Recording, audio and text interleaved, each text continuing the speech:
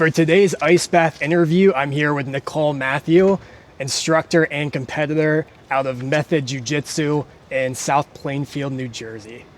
So the way this works is we're going to start the interview in the ice baths, and then we're going to add ice every minute on the minute. You ready to get in? This is a first-time experience for all of us. It's going to be great. It's going to be great. All right. Just focus on your breath. In through the nose, Yep. out through the mouth. Okay, I'm just in a chilly pool. No, you're in a hot tub. Yep. Okay.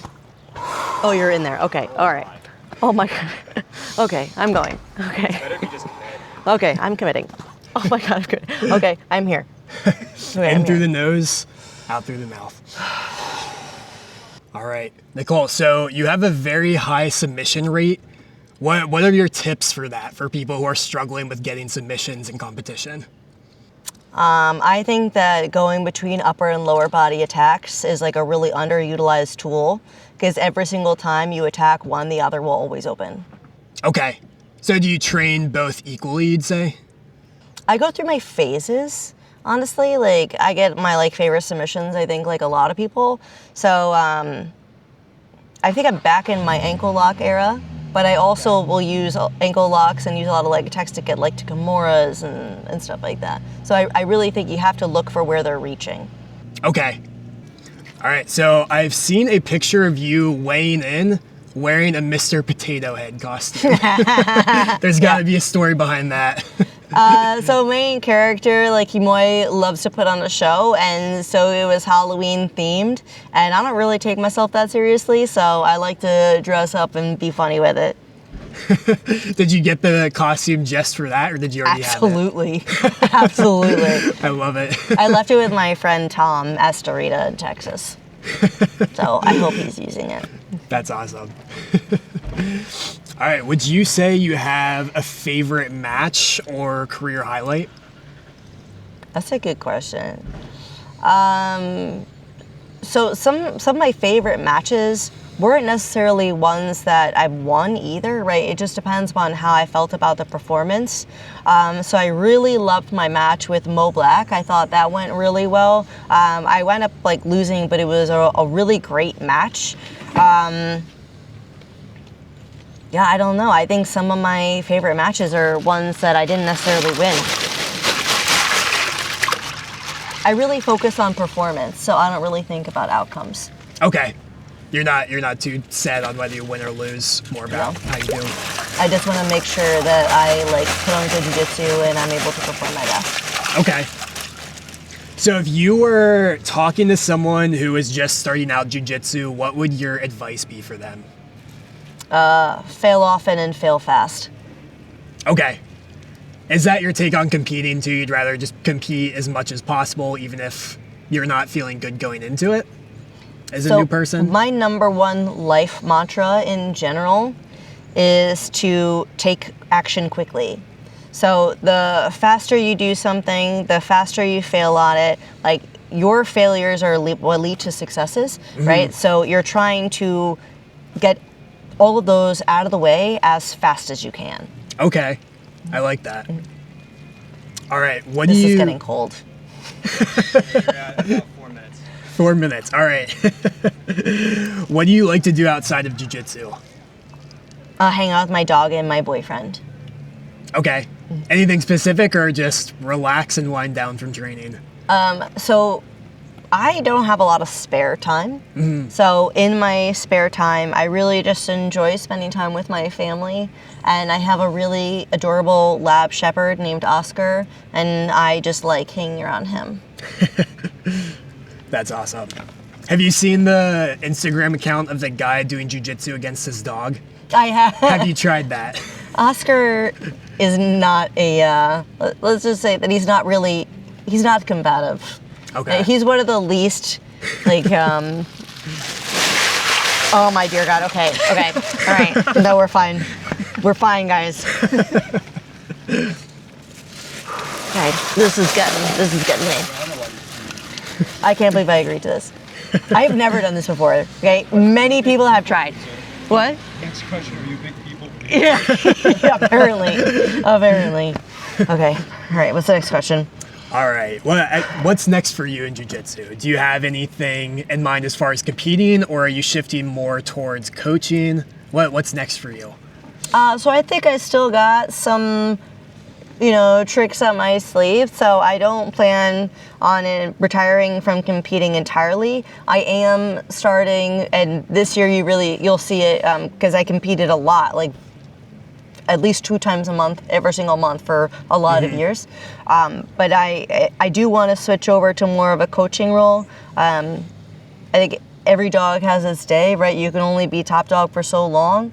And it's when you try and hold on to that and you fight your next evolution that's the problem. And I fully embrace right into this next role and try and build champions. I want them to be better than I ever was. I like it. Thank you. All right. You want to keep going? Yeah, I could do one. I could do a little bit more. Yeah, I'm A good. little bit more. All right. If you could compete against anyone, active or not, weight class doesn't matter, just anyone you could compete with, who would you choose? Oh my, that's a good question. So she's my friend, but I really respect her jiu-jitsu. I would love to run it back with Leilani Bernales. Okay.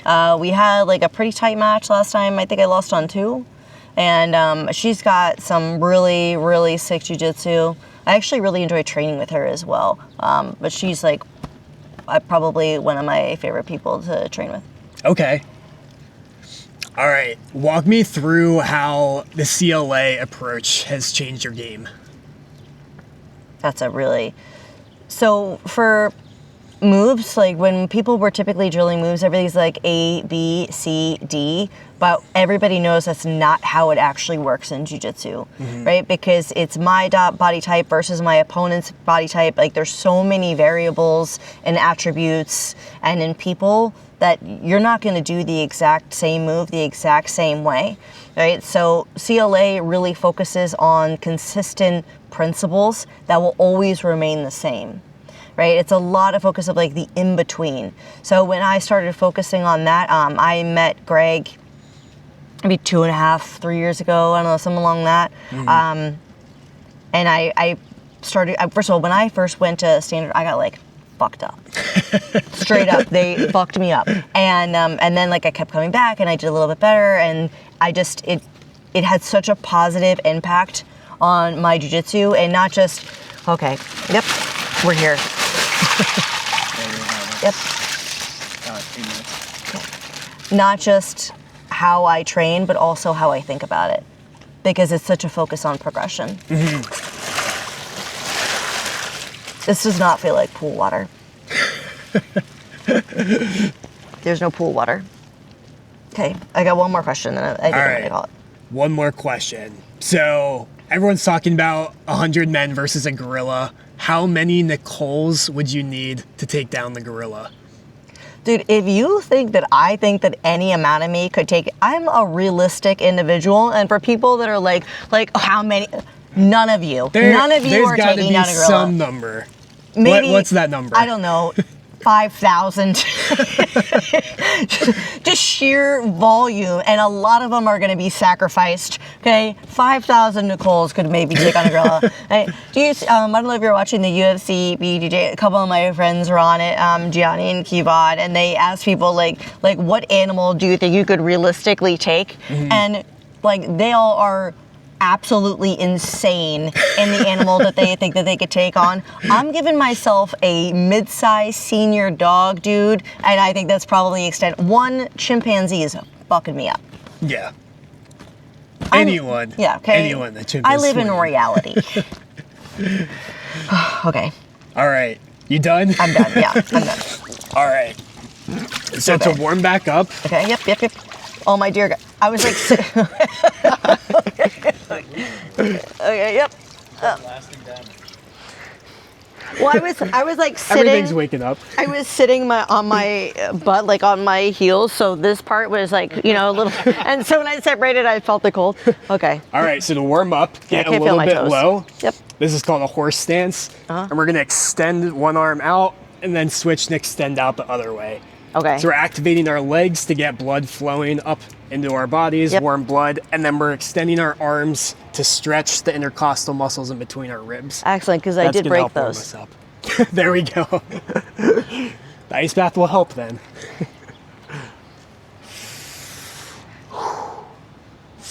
That was a lovely experience. I'll definitely never do it again. Yeah, it's because it started off not too cold and then it got real cold. What do you usually do for recovery? Do you do saunas? You said you did float tanks. Like, is that a regular thing? That was just something that I thought was like a really good nap. I drink a lot of water and I sleep. There you go. I also take a lot of vitamins. I have like a really good diet. So I will say those, but like I'm kind of old school. That's just what I do. Okay. Do you handle all of your nutrition yourself, or do you work with anyone? So I used to work with a nutritionist. I must say, I feel pretty good now. I think it's hot outside, so I warmed up relatively quickly. I will use ChatGPT. Oh, okay. AI has helped me with my nutrition, if I need to think about modifications for my lifts, because I do have a trainer, shout out Alcides, and I have also used it for PT. Okay. It's There we free, go. Free 99. I love it.